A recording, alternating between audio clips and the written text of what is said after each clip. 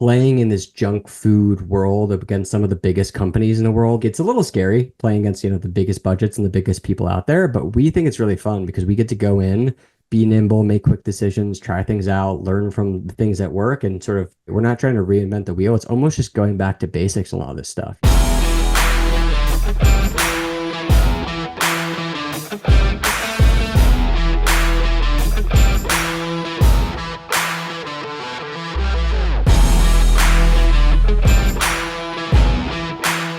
Welcome to Digital Hospitality. I'm your host, Sean Walchef. This is a Cali BBQ Media production. We've been doing this show since 2017, and we believe deeply that every business needs to be digital first, and every business is in the hospitality business, whether they know it or not. We had a deep belief that we were not alone as restaurant owners, that if we created a show and talked about technology and talked about the creator economy and talked about marketing and branding, that we'd find other crazy people, crazy owners just like ourselves. And I'm really excited for today's guest. His name is Jesse Konig. You can find him at Swizzler Foods. You can find him at Jesse and Ben's, and you can find him at Jesse_Konig. Jesse, you are doing what we teach, what we hope to find other entrepreneurs doing, which is living beyond a traditional restaurant model. Welcome to the show, man. Thanks for being here. Yeah, thanks for having me, man. It's always good to have people that preach what they teach and teach what they preach, and we're definitely aligned on this world, so it's fun to chat. I'm really excited. We connected on Instagram. I'm a huge fan of all of your channels that you're on Instagram. Let's start with Swizzler Foods, then we'll talk about consumer packaged goods. We'll talk about storytelling, and hopefully the audience, if you're listening to this, number one, follow Jesse. Go check out what he's building. But number two, we say stay curious, get involved, ask for help. So think of questions that you can ask Jesse. Do something for yourself to move your business forward. Jesse, tell us about Swizzler Foods. Yeah, so Swizzler is our origin story in the food world. It's how we got into this whole crazy world, which if you're listening to this, you're probably a big part of it as well. We had a bit of a non-traditional entry point. We were in college. We thought we'd be doing finance or consulting or some desk job that didn't seem too exciting to be sitting behind a desk all day. And this time was like 2013, 2014. There was certainly not brand new with fast casual, but there was a big emerging movement towards the sweet greens, the kavas, the end pizzas, this kind of wave of fast casual 2.0. And food trucks were also a huge thing at the time. A bunch of cities, it was kind of the big trend. And we started learning about this stuff and just thought, like, wouldn't it be cool if we launched a food truck or launched a restaurant? And the truck seemed like a cool way to test it out. So lo and behold, after a couple of years of testing and trying things out and learning stuff, we ended up launching a food truck right out of college, 22, 23 years old, trying to learn all this stuff from the ground up. I worked in some restaurants in high school, but hadn't thought of it as a career, didn't have a culinary background. We just surround ourselves with lots of chefs, lots of other people in the world and ask a million questions, and slowly but surely started just learning everything from the ground up. And I think the main thing that we learned about in the early days was how the supply chain and how things were set up in food. It just seemed like it wasn't quite right. It was sort of just this legacy game of the way things had always been done. And because we didn't know how things would be done, we asked a lot of questions and the answers never seemed quite right to us. So we just started zigging and zagging and doing what we felt was the right thing to do. And our original food truck concept was Swizzler Gourmet hot dogs. We were sourcing grass-fed, grass-finished beef hot dogs from like a custom fabricator in the Midwest and buying pallets. And we had no business doing that, and built this kind of cult gourmet hot dog during the big Instagram wave of 2013, 2014, 2015 of just making like really fun food items and going to different offices and universities and farmers markets and just doing the whole hustle. And, 3 or 4 years later, as we really started learning the game, we realized, one, there's way easier ways to make money than food. So we need to make sure if we were going to stick with it, there was a larger kind of mission and business model and all this stuff made sense. Ended up pivoting our concept into this world of fast food because there was so much overlap around nostalgia and kind of like junk food without the junk. And we had all these like dots we were connecting during our time during the first food trucks. And we realized that the fast food model was just a better business, and getting into the burger space was something that excited us. So we started pivoting, had our best year ever, 2018, 2019, signed our first lease. We were so excited. The Nats were in DC, had just won the World Series. We found a space that was a second generation restaurant right near the ballpark. went to go, start building it out to get open for a spring 2020 launch for the World Series Nats. And of course, that was not the best time to be opening a restaurant, as many of the listeners here probably know from experience. So, that restaurant concept, it was a dogfight to stay in business and stay alive. And we're very lucky and fortunate that we've got an amazing team. We've got that same restaurant we've opened as an awesome one of one in DC. We've got stadium locations. We've been in like three different stadiums in DC with six concession stands running at any given moment. So learned a lot about licensing and franchising and subcontracting and all the crazy ins and outs. Um, but yeah, I don't want to take us too far in the segue, but like that journey of trying to get the restaurant opened and really trying to survive actually led us to this weird aha moment around French fries, which is what we're doing with Jesse and Ben. So we got into the French fry world. So, we keep ourselves busy, but it's always just trying to be in service of making really delicious, nostalgic, craveable food, but doing it in the best way possible. So you're using really good ingredients, but still making it affordable and accessible. So trying to thread that needle is easier said than done, but it's something that I think we just work really hard every day and try to get better every day and hope we can, do a great job. I think the reason why your story resonates so much with me is the curiosity piece. It's asking questions. Just because something is done a certain way doesn't mean that it needs to continue to be done a certain way. Just because somebody has a podcast doesn't mean they can't make it into a full-blown media company. And something you said about the business model doesn't work in food. Um, I'm fortunate that I get to interview some very successful restaurateurs, some hospitality professionals that have scaled huge brands. Um, but a good majority of restaurateurs struggle. A good majority actually go out of business. And the ones that do survive, I believe, are ones that are willing to ask questions and willing to take on risks and go into areas like consumer packaged goods. Go a little bit deeper into the Jesse and Ben's French fry story. Yeah, and I think to that point around risk, like anyone who's starting a business, there's this assumption that it's really risky. And of course, like you're taking a risk, you're taking responsibility that other people might not. But we've always been trying to tinker and test stuff and make sure things work before we go all in on them. Like the farmers markets, the pop-ups, all the stuff in the food world. It translated really well into consumer packaged goods because during COVID, we're trying to open this restaurant. We were trying to keep our food trucks alive that we still had going. We'd always done hand cut fries from our very first truck in 2014 all the way to the day. So we were like, we can't change the quality. We have a standard we need to hit, but we knew that hand cutting fries all over the city when labor wasn't unknown and COVID craziness was going on Mhm. was going to be challenging. So we decided, okay, let's try to find a frozen fry that'll work. We tried all of them. Nothing really worked. Nothing tasted like the real thing. So we had this crazy idea like, well, what if we just turned our food truck commissary into this mini frozen French fry factory? Started making our own fries, did R&D, figured out a way to make a fry that was exactly the same house cut, twice fried Belgian style fry we've been doing. But instead of cooling it off in the walk-in and then dropping it during service, we actually started freezing it, bagging it, boxing it up, and shipping it across town or wherever we needed it. So we made this awesome fry. Customers started loving it, didn't know the difference or actually liked it better. And we just had this sort of like curiosity to your point, this aha moment of wondering what's been going on in the grocery store. We haven't thought about the frozen potato aisle since maybe we were like kids in the 90s walking the aisle with our parents.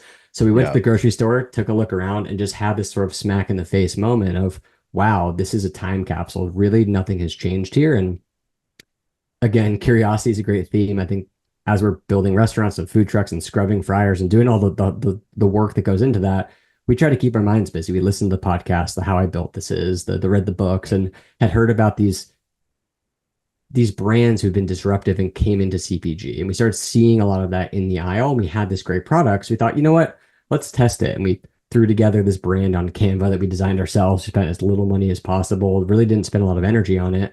But sort of just started working. People were really interested in a more premium, more fun brand in the fry set. And we learned a lot in a year and just started getting distribution, making all the mistakes you can make. And around that time, we come to this point where the restaurant finally was working. This fry thing was kind of working, even though we hadn't put too much time and energy into it.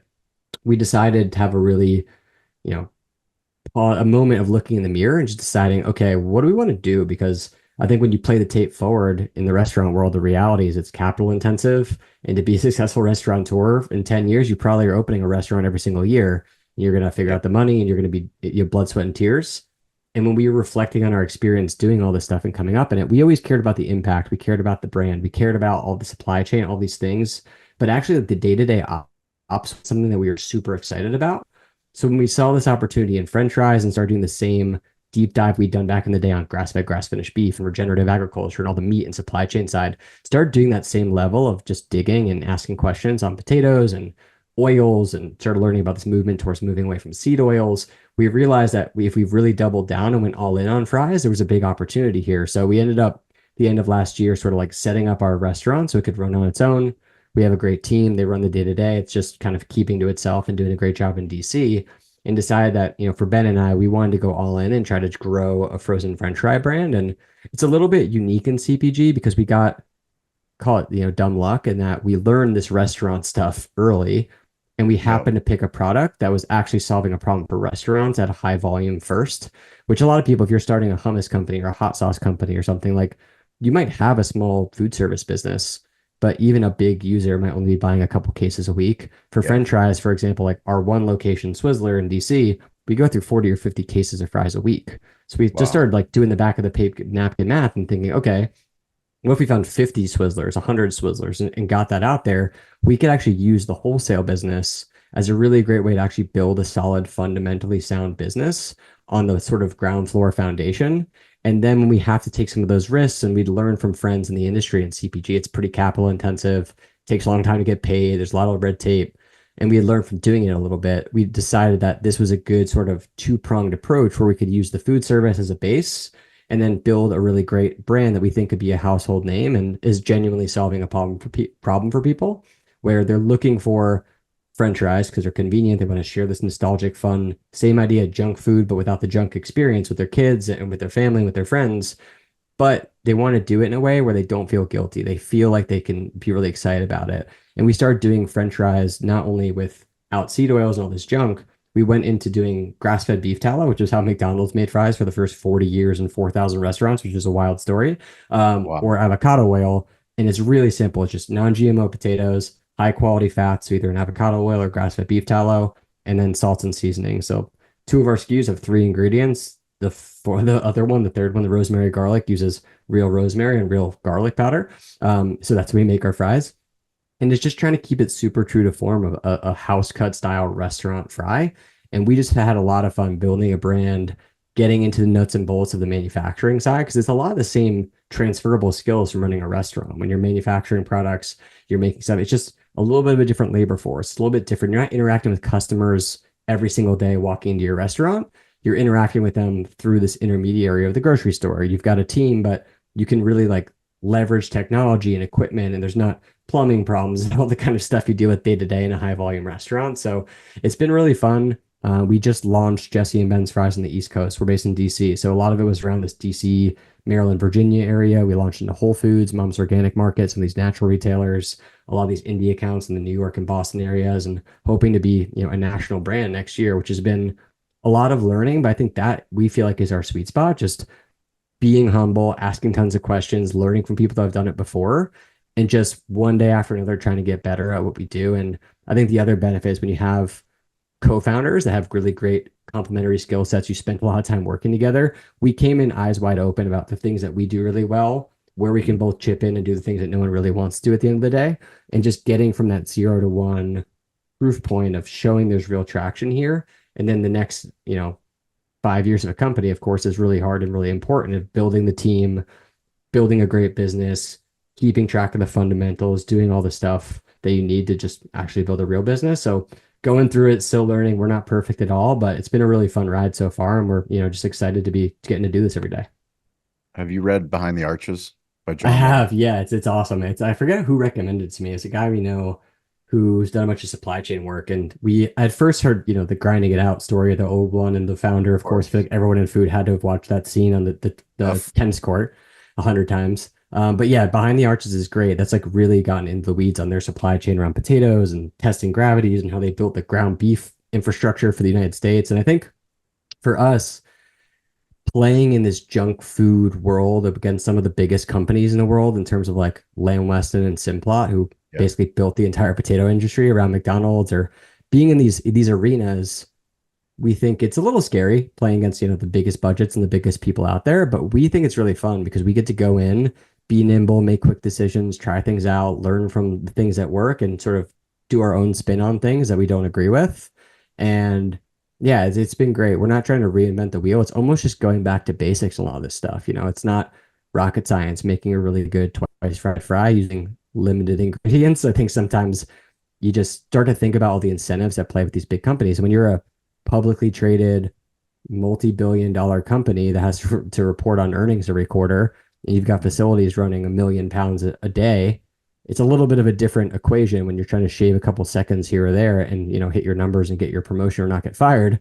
For us, we just focus on quality, making sure we're making a product that our customers are super excited about. And on the food service side, we're genuinely still using our fries at our restaurant. So we know the product that we're using, we know it solves the problem for our restaurant. So trying to find 100 other people that have restaurants, say, hey, you don't want to pay $18 an hour and deal with the headaches and inconsistencies of someone cutting potatoes in your restaurant. What if you had someone who did all that hard work for you? You get a house cut quality fry without the headaches, with the consistency, and then you get to focus your time and energy on what makes your restaurant special. And I think unlocking that creativity and allowing some of the hardest working, best people we've ever met have been in the restaurant industry, and allowing them to worry about the things that they get excited about and that make them excited to put it on their menu and do their LTOs and do the things that make them special, rather than worrying about, my best prep guy called out and now I've got some random person who doesn't know our spec messing up our French fries and I've got customers complaining. That's, not a great thing. We've been in those shoes, and I think we've realized that reducing friction and putting out really high quality food is what people care about. And everything's so expensive nowadays. I think having a premium product because you focus on the quality of the ingredients and the time that goes into it isn't a bad thing. It's just about also not being wasteful and making sure you're doing things that are efficient. So you're not driving excess costs to your customers at the grocery store or the customers at these restaurants, because everyone cares about their wallet. Everyone cares about their margins in a restaurant. We want to make sure that we're adding value and creating a win-win for people. There's a lot of things that you mentioned. I wish we had longer Yeah, time. we could probably go for like 3 hours We'll here. definitely have you back on for future episodes. But uh, I love the idea of going after high volume ticket items and simplifying the process. You gave the story of, hot sauce versus French fries. And, when I think about what did we do as a business, ancillary business, to create a business within the business, the media side, we were already in a shitty location, which is why we believed in the internet the way that we did in Yeah. 2008, and obviously believed in social media, and just figured like we got to learn, like we got to get our hands dirty, and we got to figure out Google, we got to figure out Yelp and Instagram and Facebook and all the things. And it's like, well, if we do it for our restaurant, we get people to come in the restaurant. Why don't we do it for our tech partners? And why don't we do it for US Foods? And why don't we do it for pet? Like, for you, digging into French fries and then starting to brand the story of simplicity, of quality, of Jesse and Ben's. The videos that you guys do on Instagram, I absolutely love, because you go into the grocery store, you go into the time capsule, as you said, you go into this museum where nothing has changed. The frozen aisle is still the same, but then you pull out a bag and you're not talking shit. You're just talking of what about the facts. These are the facts. This is the ingredients that are in said French fry bag. And you list all of the ingredients. And then you bring up your bag and you list the 3 ingredients that are in your bag. Talk about personal branding. Talk about the name Jesse and Ben's first, but then the storytelling aspects of humanizing and personalizing, why people are going to cheer for. I mean, frankly, it's David versus Goliath. We're talking about publicly traded huge companies that, to the behind the arches example, that, Ray Kroc goes and makes a handshake deal and turns a potato farmer into a billionaire by saying, hey, you're going to be the sole person to provide my potato. But like, these are huge companies, like huge multinational companies that you're going up against that have enormous marketing budgets, enormous PR budgets. But they can't go to the aisle like you can. And they're not Jesse and they're not Ben. Yeah, so really quick aside, I'd say really good nugget I've stolen from somebody somewhere. I didn't make this up, but I think one of the best things about entrepreneurship and having your own business, and it's underrated, is you get to pick who you compete against. And I think Yeah. your story about the media stuff's really interesting. It's like, if you're going to compete with somebody, you want to go find the business where someone still has a fax machine on their desk. It's like, in the day of like chat GPT on your phone and Yep. iPhones and shooting things on your phone and being able to put out videos that are like have distribution, it's a complete game changer. So I think that's just came top of mind. To your point, I think for us, as we're going out and we were trying to build this brand, we had a long discussion about what we wanted to call it, what we wanted to do. And in consumer packaged goods, one of the main things you need to think about is where you're going to be in the aisle and who you're competing with. Because like you could do something really cool and fun, but if you look like everything else you're in the grocery store, especially in the freezer where you're behind a glass door, Yep. you want to look different and then be a little bit different. And then we also were thinking about, in our wildest dreams, what can this be?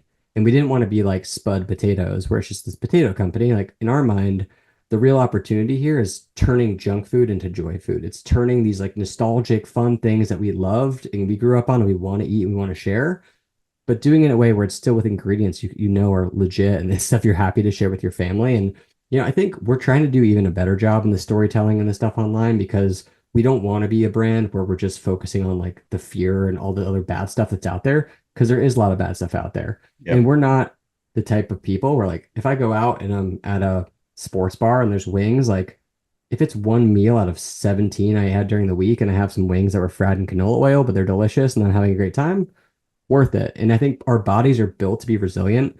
If you don't Hmm. beat the crap at them every single day, every of the week, like you can be okay. But I think we want to point out to people because a lot of us we're busy and we assume that these big companies have our best interests at heart. And the reality is that they don't. And it doesn't make them bad people, but the reality is that they have their own game of incentives and what they're trying to do. And JR Simplot is not the guy running Simplot, potato company now. It's, you know, four generations down and 17 managers and they all have their own KPIs and things they need to do. They don't care about, the sodium biphosphate stuff that goes in their fries. If the guy at the factory says they need to do it, they'll do it. It's how they've been doing it. They don't want it to change things. So I think when we think about what we can do uniquely well, it was putting ourselves in the front of the brand to say we stand behind this. We're the guys behind the fries. We've been in restaurants. We care about what ingredients we're Yep. putting in this food for ourselves, our family, and our friends. No one can compete with us on that. None of these big companies, they might be able to spin up an avocado oil french fry, but they can't put together an authentic brand that has heart and soul and actually cares about people and wants to put out great products. So that's what we wanted to really build a brand around. Of course, we want to speak to the customers that care about this stuff. If someone is already eating and they're only using tallow when they're cooking and they really care about this, of course we want them to know about us because it's such a no-brainer.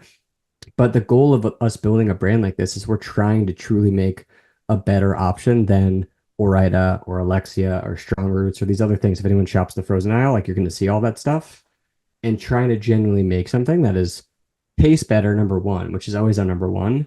And we feel like what's really exciting about this movement towards using higher quality cooking oils and less processed ingredients and more time to make it taste delicious is that it actually tastes better. And there's a lot Hmm. of things that we've gone through the last 10, 15 years. There was paleo and keto and gluten free. And a lot of those are really important because if someone has an allergy or something, they've got to eat the way they want. And they want to make it taste, as close as possible. But a lot of that stuff you had to make a sacrifice. And when it comes to using a higher quality oil that's more stable, it's not going to break down, it's not highly processed using chemicals and deodorizers and all this nonsense that goes into the traditional frying oils, it actually tastes like real food. And that's what we're all about. It's real restaurant quality fries, genuinely using the same process we used basically from our first restaurant, our first food trucks. We've replicated that and we're doing that for our restaurant and using that same fry that's going into a bag you can make at home in the oven or air fryer. So it's just that commitment, I think, to quality and knowing that how we stand out is in our authenticity and doing our best every single day to put out great products we think are amazing and setting it up where we really are building a brand and a name and a stamp that stands for something. And that's what we were talking about before. It's junk food without the junk. It's Yep. creating American delicious food that most people in this country grew up on, but doing it in a way that's more aligned to our values today. And our hope is that, we can just be the tip of the spear and that's going to be pretty obvious. And I'm not sure if you saw this crazy stuff going on with Kellogg. There's like boycotts going on and all this stuff. It's like there is a movement of I'm a big Jesse Itzler fan. So yeah, me Jesse is too. He's been going he's on a after him from. crusade. He's on a crusade to bring down shitty cereal. Yeah, he was early days too. There's like a whole another wave of this stuff going on in the He, Senate, and there's like all these things yeah, happening in culture right now. And I think if anything, there's anything, especially if we're filming this today, it's election day. If there's yeah. How anything about that's that? how about that? If anything is bipartisan and like non-political, I hope it should be that like people want delicious food at an affordable price that Yeah. doesn't use a bunch of ingredients that may or may not make them sick. And I don't know what all the research studies say on every single one of these things. The reality is you can buy and pay for research studies, but I know Sure. that when I eat foods that are, real foods without a bunch of processed ingredients, I feel better. I know I feel better about serving it to other people, and we just try to keep doing that the best way we can and trying to keep prices that were as competitive as we possibly can be because we also don't want people spending twice the price for something when they're trying to feed their family. It's really important too. Well, if you guys are listening to this, we want you to join us on LinkedIn Live. We have our Rising Tide LinkedIn Live every Wednesday, every Friday, 10 a.m. Pacific time, 1 p.m. Eastern time. It's a chance for you to be on the podcast. We repurpose those calls on the digital hospitality feed. So we want to hear about your restaurant. We want to hear about if you're a creator, if you're in consumer packaged goods, if you're in sales, marketing, please join us. You can follow Cali BBQ Media. You can reach out to me anytime at Sean P. Walchef on any platform. Jesse, what's the best place for people to get in touch with you? I mean, like you mentioned, I've been trying to put out lots of content, lots of videos. I'm pretty easy to find. Our website's jesseandbens.com and all the French fry stuff, all of our social media handles. I'm seeing those inboxes often. So shoot Sweet. us a DM, shoot us an email. If you're looking for really delicious fries, let us know. We'll send you a sample and try to get those in your hands so you can focus on the things that make your restaurant special. And if you're going to a Whole Foods, take an extra peek in the frozen aisle and hopefully you'll see a bag of Jesse and Ben's and can try those out Sweet. too. Because our hope is to be getting these Make all a over the video. country. You see it, make a video. Make Yeah, the please tag purchase, us. make a video, and make the tag us, please. That would be awesome. That would be awesome. Well, I'm gonna be looking out for that. Awesome. Well, Jesse, we appreciate it. This is the first of many conversations. Huge fan of what you guys are doing. If you need anything from us or our community, please reach out. As always, stay curious, get involved, and don't be afraid to ask for help. We'll catch you guys next episode. See ya.